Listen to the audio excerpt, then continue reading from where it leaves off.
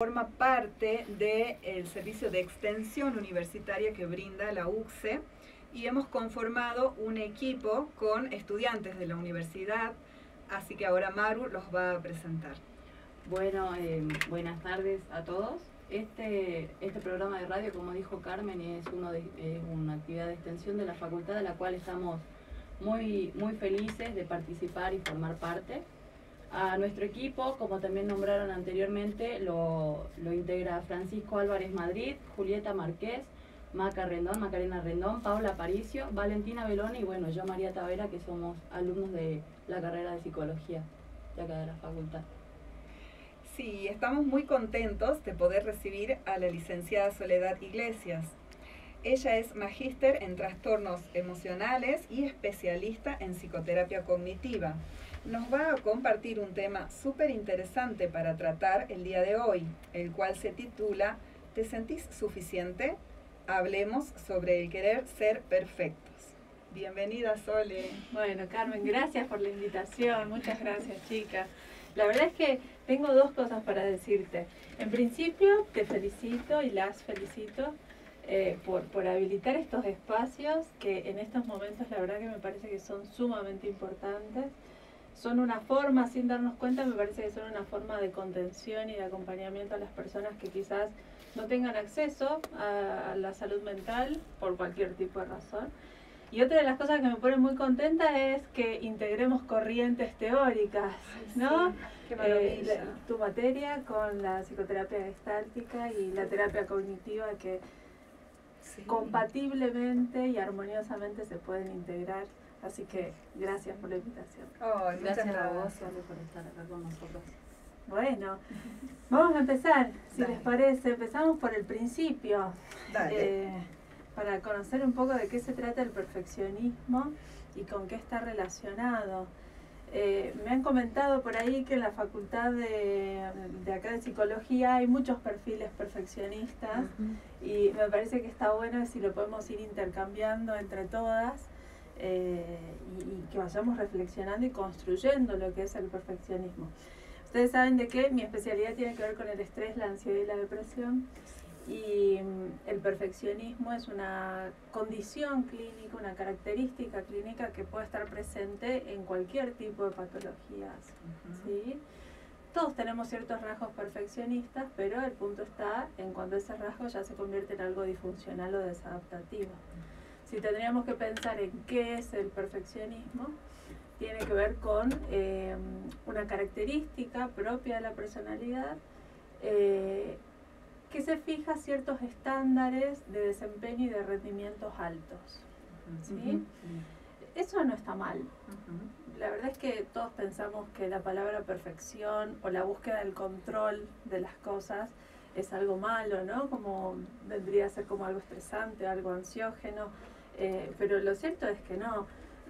La verdad es que el problema del perfeccionista, en este caso la persona que es perfeccionista, no es la búsqueda de los altos estándares o de desempeño o de rendimiento, sino es cómo interpreta esa experiencia cuando eso no pasa, ¿no? Cuando no se logra ese desempeño. Claro, cuáles son las consecuencias, ¿no? O cómo sufre esa persona cuando ve que no está pudiendo lograr algo que a mí me parece también como que es imposible cuando se ponen la vara tan alta.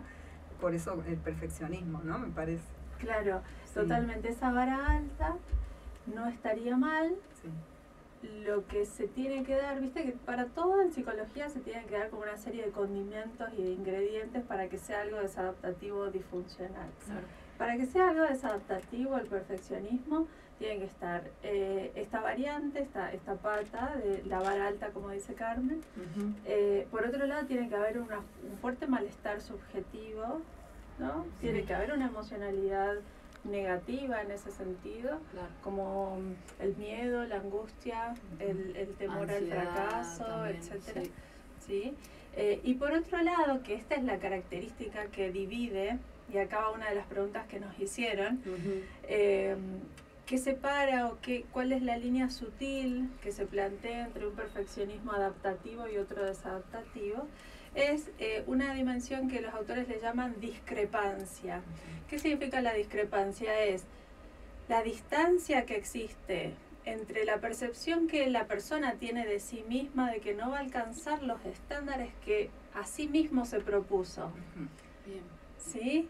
Entonces, mientras mayor sea la distancia entre lo que yo me veo que soy capaz de lograr y lo que los estándares que yo mismo me apliqué me están diciendo que haga. Mientras más distancia, más perfeccionismo patológico o más perfeccionismo desadaptativo. Y más malestar, por lo tanto. Mayor malestar mientras tanto. Y acá hay otra cosa, otro concepto que me parece que es súper interesante. ¿Qué hace? Ustedes se preguntarán, a ver, cuando hay un paciente o cuando hay una problemática a nivel emocional o psicológica, siempre los psicólogos nos ponemos a pensar en qué hace que se sostenga esa mala dinámica. Porque uno puede decir, pero es fácil, o bajas tus expectativas con respecto a vos mismo y resuelves el problema, o bajas los estándares. En vez de, no sé, querer rendir 5 materias en una mesa, proponete una. Claro, teóricamente es como muy fácil. Teóricamente sí. es sencillo, claro. Es como que las personas siempre proponemos una estrategia de solución pragmática, concreta, de tomar una decisión y listo. Pero acá lo cierto es que hay un factor que mantiene esa discrepancia y esa necesidad de seguir con el circuito de la perfección patológica, que es la autocrítica. Claro. Esa es la otra pata de la mesa para completar el perfeccionismo patológico. Claro. La autocrítica tiene que estar, y una autocrítica constante, frecuente y claramente negativa, ¿no? Entonces, esa percepción de que yo no voy a ser capaz de lograr mis propios estándares, mis altos rendimientos o mis altas expectativas con respecto a mí mismo, es sostenido por la idea de que yo no voy a ser suficiente para lograrlo, ¿no? Y ahí se perpetúa el circuito de la autocrítica. Bien. Es frecuente, es permanente y es apostadora. ¿Qué significa con esto? Sí. Y apuesta. ¿Apuesta a qué? Apuesta a que si yo creo que no soy capaz, entonces me voy a exigir un poco más. Sí. Si yo me exijo un poco más, claramente no voy a poder, porque ya es alto, o yo ya dispuse o sentencié o me condené a que no voy a poder hacerlo. Aumenta la frustración, aumenta la ansiedad, aumenta la apuesta, ¿no? Y ahí se convierte el círculo vicioso tan característico que tiene el perfeccionista, que roza casi lo obsesivo, ¿no? Claro. Roza casi lo obsesivo. ¿Qué opinas hasta acá, Carmen? Me encanta ver cómo es esto de la diferencia, ¿no? Porque a veces, como vos decías, pensamos que ya el perfeccionismo está mal. Y ahora vos nos estás aclarando, nos estás poniendo un poco más de luz entre la diferencia que existe. Porque yo creo que también esto sí, sin el perfeccionismo, tampoco tendríamos como ese impulso o esa motivación, hablo del sano, ¿no? Del saludable, o no sé si está bien expresado así, que nos lleva a querer como ir un poco más allá de nuestros propios límites, ¿no? Entonces la parte saludable creo que es esa, que nos motiva a avanzar, a crecer, mejorar, ¿no? A superar un límite que teníamos, ¿no? Ahora hay que tener en cuenta estas otras patas que vos decías, ¿no? Sobre todo el de la autocrítica, que creo que es lo que nos hace, y nos hace caer en el circuito de lo patológico, porque ahí ya no podemos frenar, no podemos parar, ¿no? Se pierde el equilibrio. Se pierde el equilibrio y aumenta tu malestar subjetivo. Entonces, la persona realmente, si quien nos está escuchando piensa, mi perfeccionismo será normal o no, tiene que pensar en si esto conlleva un malestar subjetivo y una insatisfacción consigo mismo. Porque de repente si nosotros queremos ser perfeccionistas y queremos que este programa salga bien, no pasa nada. Hacemos todo lo necesario para que eso pase. Claro. Nos enfocamos en un proceso para poder lograr cierto resultado o cierto objetivo. Ahora, si las cosas no salen tan bien, no va a venir detrás nuestro por una semana más una tendencia a la autocrítica de yo debería haber hecho esto, las cosas no tendrían que haber salido así, o no sirvo para esto, mejor no vengo más a la radio. Una simple aceptación, digamos. De que es una aceptación, se enfoca en el proceso y el logro de los resultados sí es importante, pero no se excluye la posibilidad de la instancia de aprendizaje. Claro. Todos queremos que nos vaya bien. Exacto. Lo mismo pasa con el concepto de control, de querer controlar las cosas, que está muy asociado a esto. Sí. Todos queremos controlarlas, algo. Sí. Algo que para nosotros es importante. Sí. Y eso no está mal. Lo que tenemos que revisar es la forma en cómo queremos controlar, si esto me está haciendo funcional a mi vida o no. Bien.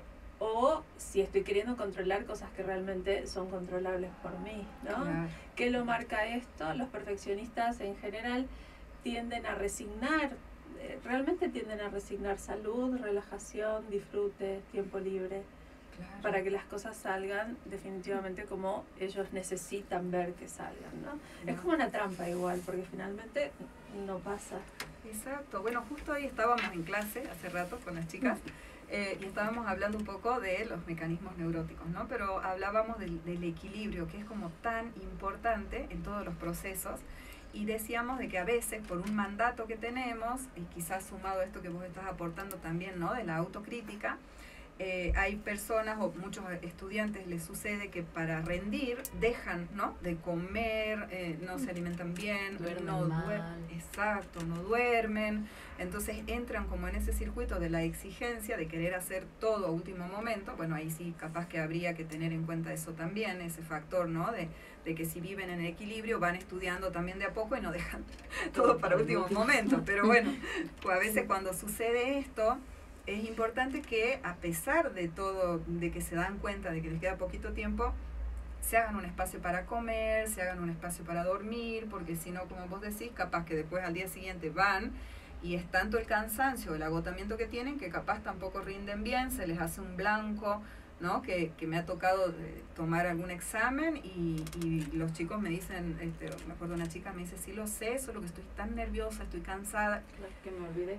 Sí, se me fue. ¿Viste? Sí. Y creo que también tiene como un poco de relación con esto, con el equilibrio, me parece que tiene que haber entre todo, ¿no? El poder también, además de estudiar y de querer hacerlo bien y de que está bueno que tratemos como de cumplir con ese estándar elevado que tenemos, pero que eso no sea a costa de no comer, no dormir, no disfrutar del proceso. Y no estar en el proceso, también, ¿no? Sobre todo si somos alumnos. Qué mejor aprendizaje que el proceso. Pero ahí sí, diste en la tecla con sí, algo que tiene que ver con el perfeccionismo. La procrastinación. Y ahí tengo dos cosas para complementarte en tu análisis, porque procrastinar tiene mucho que ver con una fuerte creencia nuclear y específica, que se relaciona con el miedo al fracaso. El perfeccionista desadaptativo, el que estamos diciendo que nos hace mal a la salud, intenta hacer un esfuerzo por evitar cometer errores, no por lograr el éxito. El perfeccionista saludable, por decirlo de alguna forma, busca el resultado. Claramente busca querer que le vaya bien. Pero el patológico busca en realidad que no le vaya mal. Entonces hace todo un esfuerzo y una seguidilla de cosas, tiene un plan estratégico para no quedar expuesto a la vulnerabilidad de que las cosas salgan mal. Claro, no tener más frustraciones ni nada de eso. Exacto. ¿Por qué? Porque en general el perfeccionismo tiene una creencia de base que le dice, una creencia yo le llamo a ciertos aprendizajes, ciertos mapas mentales que fue aprendiendo una persona a lo largo de su historia de vida, desde su crianza y desde quién sabe desde cuándo, que asocia que la perfección o el no cometer errores es signo de éxito personal. Y el hecho de cometer errores es igual al fracaso personal. Tiene mucho sentido el perfeccionismo si lo vemos desde ahí, porque ¿quién quisiera fracasar personalmente? Nadie. Entonces, tiene bastante sentido el poder perseguir no cometer errores, porque un error ahí nos daría con la clave de lo que tanto tememos, que es soy un fracaso, no sirvo para esto, aumenta mi discrepancia. ¿Se acuerdan que recién hablábamos de discrepancia? La procrastinación es una estrategia, es una conducta que se aprendió para poder evitar esas cosas, ¿no? Para poder evitar cometer errores. Lo dejo para último momento, hago más de una cosa al mismo tiempo, altero y afecto mi sistema de prioridades, mejor no duermo y estudio a la noche, mejor no como y estudio, o estudio mientras como, o no voy a ver a mis amigos porque tengo que estudiar. Asociaciones que en realidad tienen que ver con lidiar con el miedo a fracasar y el miedo a cometer errores, pero no tienen que ver con la idea o con el plan que vendría a ser el plan más saludable, digamos, o el más buscado, que es el que yo pueda estar óptimo para un nivel de aprendizaje o para el desafío que se me presente en la vida, ¿no? Claro, ahí está lo que decías vos, que no es para hacerlo bien, sino el temor de hacerlo mal, ¿no? Y claro, si yo me imagino, ¿no? Si estás conectado con el temor, con el miedo, y lógicamente que va a haber como una evitación, si no lo trabajás, obviamente, si no sabes cómo encararlo, ¿no? Porque para mí la forma de trabajar un miedo tiene que ver con ver primero cuál es la amenaza, o sea, qué es lo que me está dando el miedo, y después ver, de acuerdo a eso, cuáles son mis recursos, ¿no? Los recursos de los que dispongo. Entonces, capaz al conectarte con los recursos, ya podés enfrentar esa amenaza, por lo tanto el miedo disminuye y quizás probablemente ahí ya no lo dejes a último momento. Pero cuando no hay un trabajo o una conciencia quizás de esto, del miedo que me provoca o de esto que hago, quizás sea como mucho más difícil poder conseguir recursos para enfrentarlo, ¿no es cierto? Sí, claro. Porque ahí lo que la persona está pensando en ese momento cuando decide procrastinar es que su problema está siendo su emoción y no lo que va a tener al frente, como el desafío. Entonces se le agarra con la emoción. Invierte ese esfuerzo cognitivo, emocional y toma decisiones en base al malestar subjetivo y no en base a lo que realmente le importa. Rendir un examen, ir a trabajar, hablar, tener una conversación importante con alguien, con algún ser querido, hablar de un tema importante con la pareja. Por lo tanto, no puede ver qué recursos necesita para eso, ¿no es cierto? Los recursos están dirigidos a algo que es impertinente, por decirle una palabra, ¿no? Impertinente en el sentido de inadecuado, es como yo quiero resolver algo de buena fe, pero me estoy yendo a resolver un aspecto emocional cuando en realidad yo tengo que irme a resolver un aspecto de mi vida cotidiana. Algo externo. Algo externo, algo relacionado a mi desempeño, por lo tanto a mis conductas. Porque si yo quiero que la cosa salga bien, tengo que enfocarme en eso para que salga bien. Tampoco nos vamos a robotizar en el sentido de no deberías prestarle atención a tu emoción. Y deberías focalizar en esto otro, pero sí, como vos decís, la conciencia de que esto que yo siento es temor, puede ayudar muchísimo a despejar bastante el terreno y la cancha, como para decir, bueno, es normal sentir miedo, porque para mí es importante lograr un buen resultado, para mí es importante cometer la menor cantidad de errores posibles, ¿no? Como hacerse cargo de eso también, de la creencia. Pero no me tengo que desenfocar de lo que tengo al frente. Eso, porque el miedo enseguida nos ayuda a ver a qué, ¿no? Cuando lo trabajamos, me refiero, cuando sabemos que se trata de un miedo, ahí entonces decimos, bueno, pero ¿miedo a qué en particular, no? Entonces, cuando pienso, por ejemplo, pongamos este ejemplo, que bueno, hoy estamos en nuestro debut, así que todas hemos andado con esto. Un par de veces hemos dicho, bueno, viene la Sole a hablar sobre perfeccionismo. Así que lo vamos a escuchar con atención, porque lógicamente nosotras, en el equipo, bueno, también está Francisco, lo incorporamos ahí como nosotros.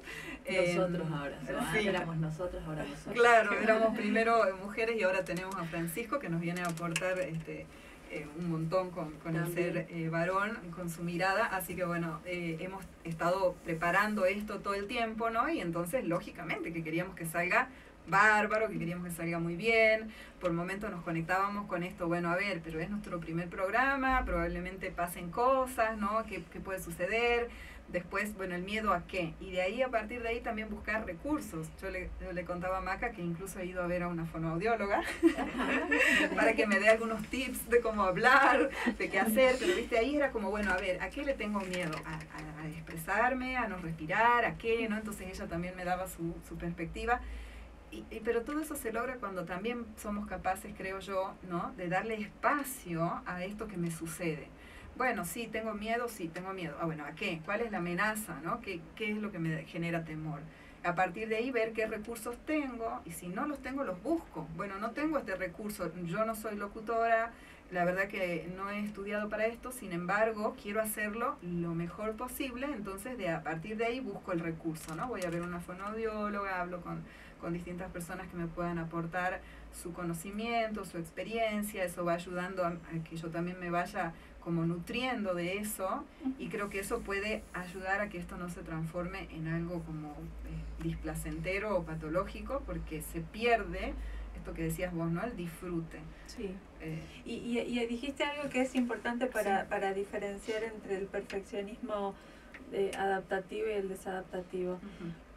Cuando vos decís, yo nunca hice esto, vos ahí lo que estás haciendo es contemplar de manera realista un contexto y unas circunstancias en donde vos decís, realmente no lo tengo el recurso, y no debería por qué tenerlo. Entonces vos haces un balance de las condiciones externas que se te presentan en este momento con tus condiciones internas. ¿Qué puedo hacer yo frente a este contexto que se me presenta porque yo quiero hacerlo? El perfeccionista patológico, desadaptativo, no contempla esa otra parte. Hay una fuerte creencia y un apego muy grande a que él debería poder. Porque la valoración está puesta en ser competente. En no fracasar. En no fracasar. En nada. No contempla esto de que, bueno, a ver, es la primera vez. Fracasar, claro. No contempla esto de, bueno, pero la verdad es que pasé una mala temporada con mi familia, o no estamos en un buen momento y no pude dar mi 100%, ni siquiera incluso anoche no dormí muy bien, por eso quizás hoy no pude rendir del todo bien, o no contempla esta posibilidad de nunca hice radio. ¿Por qué debería salir perfecto hoy? ¿No? Claro. Eso es algo muy importante también. Por eso se lo vive con una insatisfacción permanente. Sí. Y esa es la paradoja de la perfección, de que va a ser el análisis siempre imperfecto, porque no estás contemplando todos los aspectos de una realidad que son externos, internos y azarosos o circunstanciales. Todo eso conforma una realidad, no solo la tuya. Entonces ahí también hay un error en el procesamiento de la información en cuanto a, no solo te tenés que analizar vos, tenés que analizar las otras variables también. Claro. Cuando logremos ver la realidad con una visión clara y abarcativa de las cosas, recién ahí yo puedo hacer un análisis más óptimo, más sano, de cómo me fue. ¿Me fue bien? ¿Me fue mal? ¿No? Claro. Pero si yo solo digo, no, me fue mal porque yo tuve la culpa, y me parece que te estás quedando corta, porque es un recorte que estás haciendo de la realidad. Te faltan un montón de otros aspectos que también construyen tu realidad. Claro. Y que si los tenemos en cuenta podemos también, ¿no?, como conseguir los recursos necesarios para poder, no sé, nutrirnos de eso y, bueno, y a partir de ahí poder aplicarlos después en esa situación, sea la que sea que tengamos que enfrentar o que necesitemos, ¿no?, vivir y disfrutándola, porque después también llega un momento en el cual cuando aceptamos, como vos decís, ¿no?, como estas variables que yo no puedo controlar, entonces ya me permito como, bueno, el disfrute, porque dentro de lo que yo sí puedo controlar, ya me nutrí, ya busqué, ya obtuve los recursos que necesitaba y hoy estoy aquí. A partir de ahora lo que suceda, bueno, yo ya no lo puedo controlar, y si hay alguna, no sé, algo que yo no lo vi porque no tengo la experiencia, porque no lo hice antes, bueno, será aprendizaje para la próxima, ¿no? Pero si yo estoy desde el disfrute, probablemente tenga ganas de volverlo a hacer. Creo que quizás si fuese desde el otro lado, no quisiera volverlo a hacer de nuevo, ¿no? O sea, como que ya hasta aquí llego, no quiero más, si es que lo hago desde este, no sé, perfeccionismo más desadaptativo. Sí, me parece que no querría. Recién nombraste miedo, y el miedo es otra de las cosas que va en la bolsa de, ¿está mal sentir miedo? Y la verdad es que no está mal. Toda cosa que te importe te da miedo.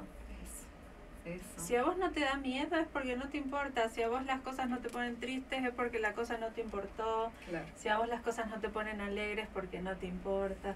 Claro. Y eso me parece que también está bueno, como sacarse el cuestionamiento de por qué tengo miedo, si yo sí me preparé, hice todo esto. Y bueno, porque te importa y listo, ¿no? Sí. Sí. Y realmente lo que vos decís es una buena herramienta, que creo que hay otra de las preguntas de cómo hacemos qué estrategias usamos para lidiar con el perfeccionismo y poder empezar a disfrutar.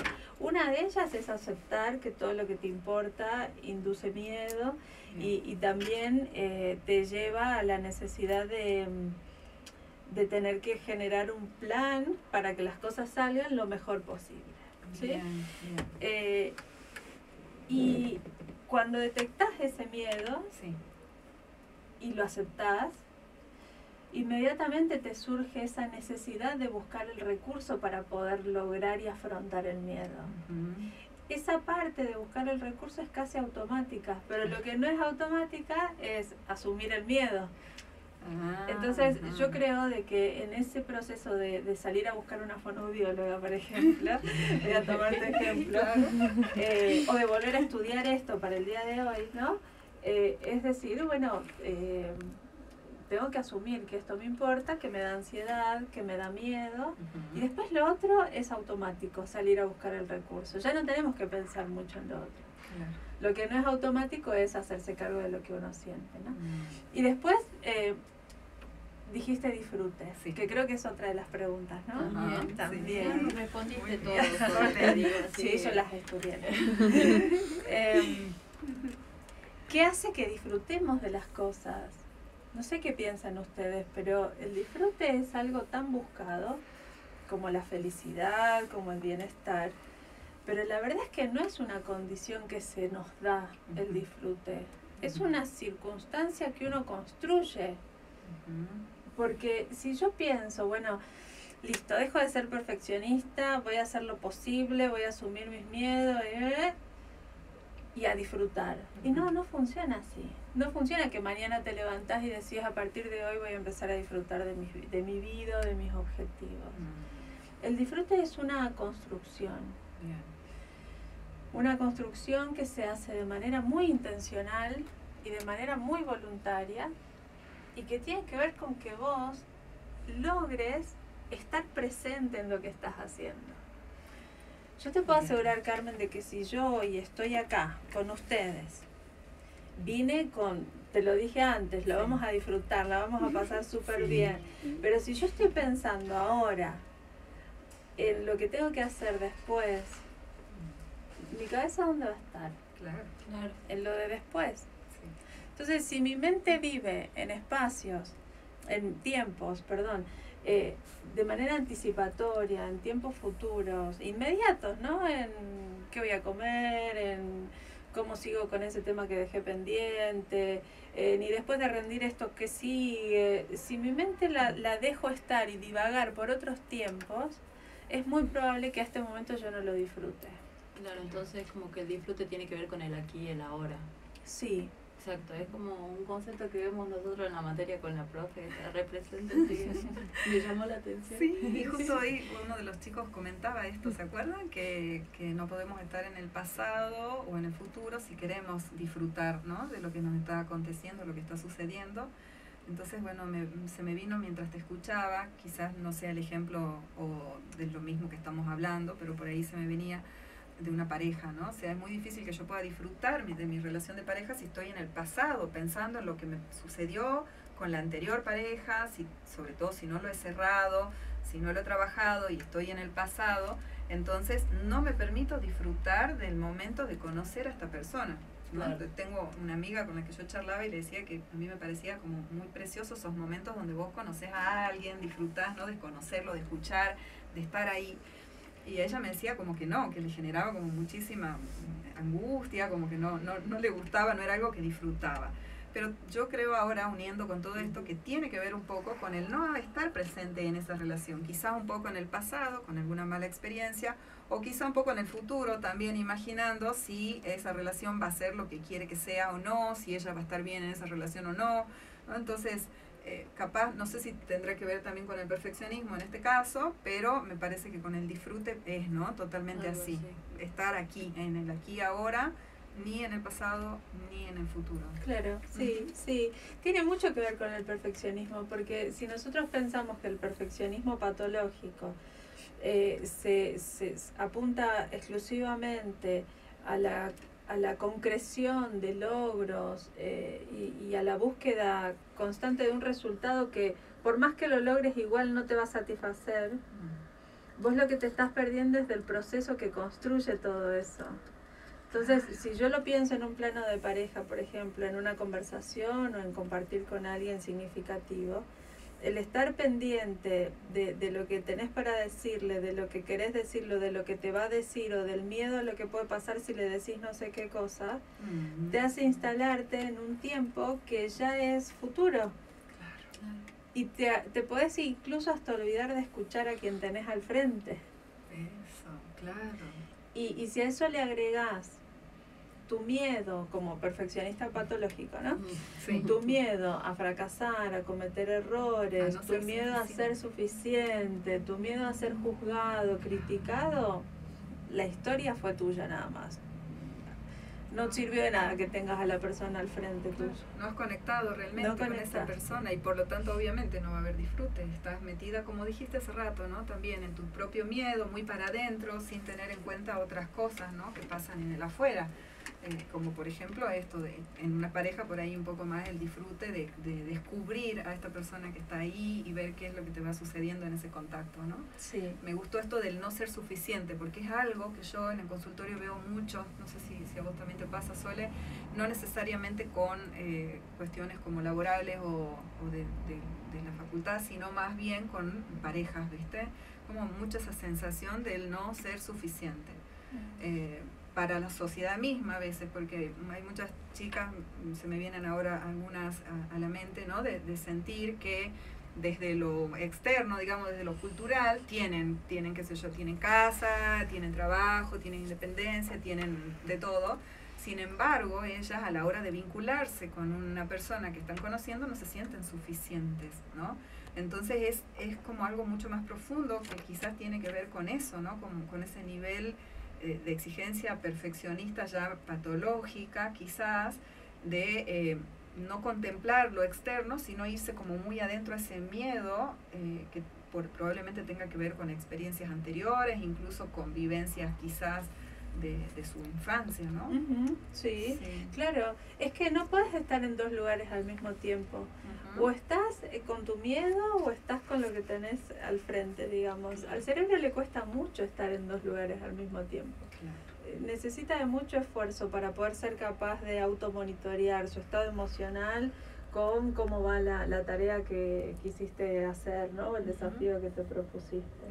Es difícil hacerlo de esa forma. Sí. Es muy difícil. Y creo que cuando uno piensa en esto, y me parece que ya estamos casi, ¿no? O vamos bien. Ok. Vos seguís, Sol, seguís. Creo que felices de escuchar. Creo que una de las cosas que por ahí uno puede contemplar en cuanto al disfrute y la necesidad de poder estar presente es qué te guía para que vos o qué es lo que te va a definir la vara, ¿no? Como decías vos recién.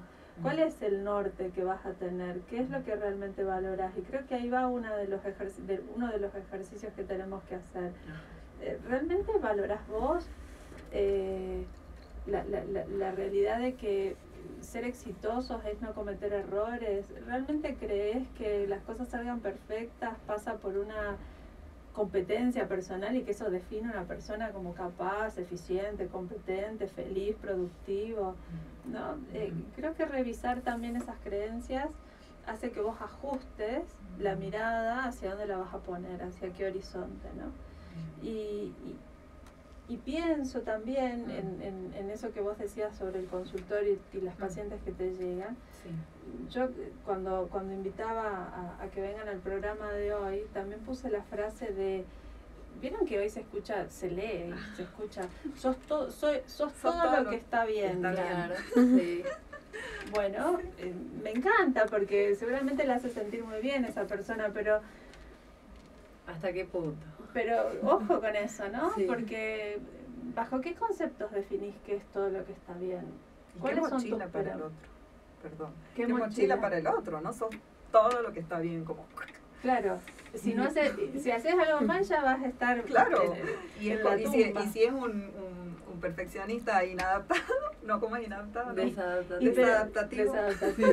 Yo Sí. me mandé. ¿Y quién crees que habría inventado ese tipo de frases? Ah, muy bien, claro. Claro. Todo un círculo. Y pienso yo, ¿no? Eso ya es una apreciación personal. No hay investigaciones al respecto. Pero sos todo lo que está bien. ¿Y no te dan ganas cuando lees eso de decir, yo también quiero hacer todo lo que está bien? Claro. ¿No es un anzuelo para empezar a buscar ese círculo vicioso del perfeccionismo de decir, tengo que ser bien para alguien, tengo que hacer el bien, tengo que ser buena, tengo que ser exitosa, y en un plano de pareja, en un plano de trabajo, en un plano de amistades, Claro. ¿no? De hija, Sí. de hermana, de tía, no sé. Me parece que es muy exigido ese tema. Recién en mis redes había una chica que preguntaba, que hacía una reflexión diciéndome, yo me siento muy presionada por la sociedad en cuanto a hacer las cosas bien. Y yo dije, wow, la sociedad, o sea, ¿y qué pasa con las personas que te importan? Porque, ¿no? En definitiva, que te afecte el que tenés al lado, el significativo, el que realmente utilice parámetros para evaluarte y considerarte como una persona valiosa y que entienda cuál es tu misión, cuál es tu visión, cuál es tu horizonte, cuáles son tus sueños, cuáles son tus anhelos. Pero la sociedad, ¿qué sabe de hacia dónde vos quisieras ir? Claro. ¿No? Y quizás debe ser una proyección, hablando otra vez de las clases que estamos a full, que recién venimos de ahí, hablando un poco del tema de las proyecciones, capaz que en realidad lo pone afuera, ¿no? Como en la sociedad, y en realidad es algo propio, es lo que esa misma persona se está exigiendo, ¿no?